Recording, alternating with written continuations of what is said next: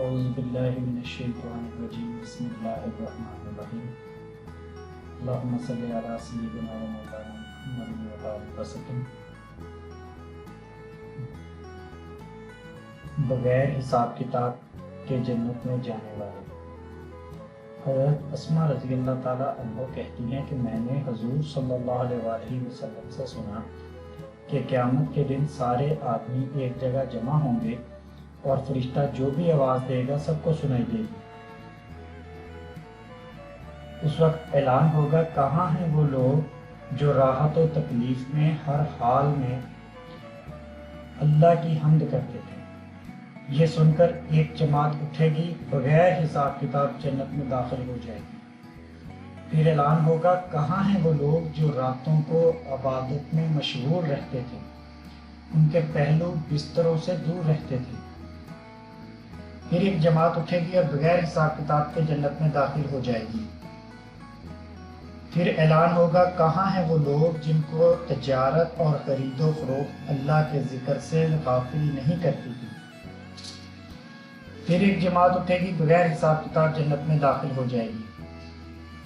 ایک اور حدیث میں بھی یہی قصہ آیا ہے، اس میں یہ بھی ہے کہ اعلان ہوگا کہ آج محشر والے دیکھیں گے کہ کریم لوگ کون ہے، اور اعلان ہوگا کہ وہ لوگ جن کو تجارتی مشاغل اللہ کے ذکر اور نماز سے نہیں روکتے تھے۔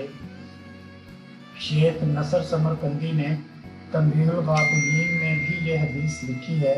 اس کے بعد لکھا ہے کہ جب یہ حضرات بغیر حساب کتاب چھوٹ چکیں گے تو جہنم سے ایک عنق لمبی گردن ظاہر ہوگی جو لوگوں کو پھاندتی ہوئی چلی جائے گی۔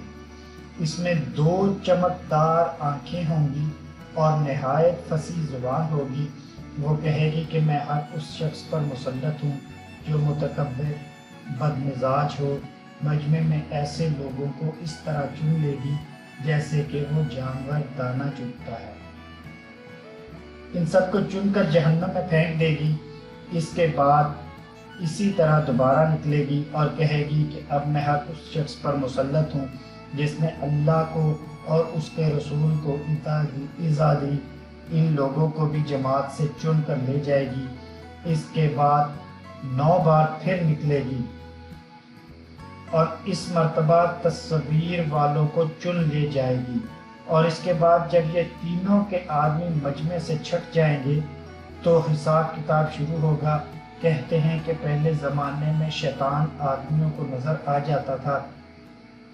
ایک صاحب نے اس سے کہا کہ کوئی ترکیب ایسی بتا کہ میں تجھ جیسا ہو جاؤں۔ شیطان نے کہا کہ ایسی فرمائش تو آج تک مجھ سے کسی نے بھی نہیں کی، تجھے اس کی کیا ضرورت پیش آئی؟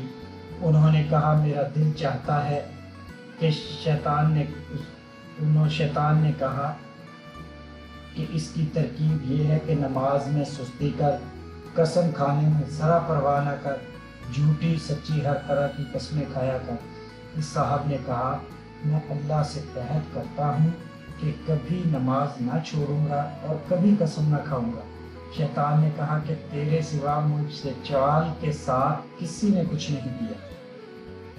میں نے عہد کر لیا کہ آدمی کو کبھی نصیحت نہیں کروں گا۔ حضرت ابی رضی اللہ تعالیٰ عنہ فرماتے ہیں کہ حضور صلی اللہ علیہ وآلہ وسلم نے ارشاد فرمایا، اس امت کو رفعت و عزت اور دین کی فروغ کی بشارت دو، لیکن دین کے کسی کام کا جو شخص دنیا کے واسطے کرے آخرت میں اس کا کوئی حصہ نہیں۔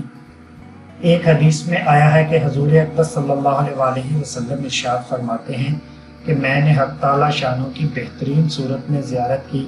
مجھ سے ارشاد ہوا کہ محمد اللہ والے فرشتے کسی چیز میں جھگڑ رہے ہیں۔ میں نے عرض کیا تو مجھے تو علم نہیں، تو حق تعالی شاہ نے اپنے دستے مبارک میرے سینے پر رکھ دیا، جس کی ٹھنڈک سینے کے اندر تک محسوس ہوئی۔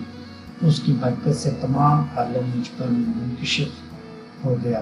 پھر مجھ سے ارشاد فرمایا کہ اب بتاؤ فرشتے کس چیز پر جھگڑ رہے ہیں؟ کہ اب بتاؤ فرشتے کس چیز پر جھگڑ رہے ہیں؟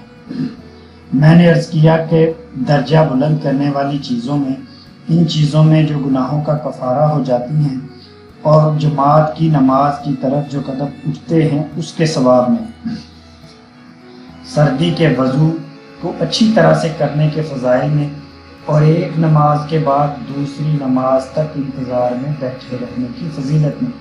جو شخص ان کا احترام کرے گا بہترین حالت میں زندگی گزارے گا اور بہترین حالت میں مرے گا۔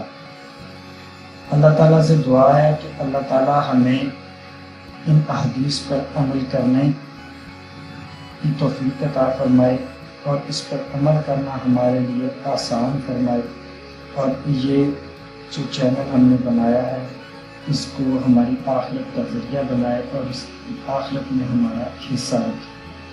آخر دعوانا الحمدللہ رب العالمین۔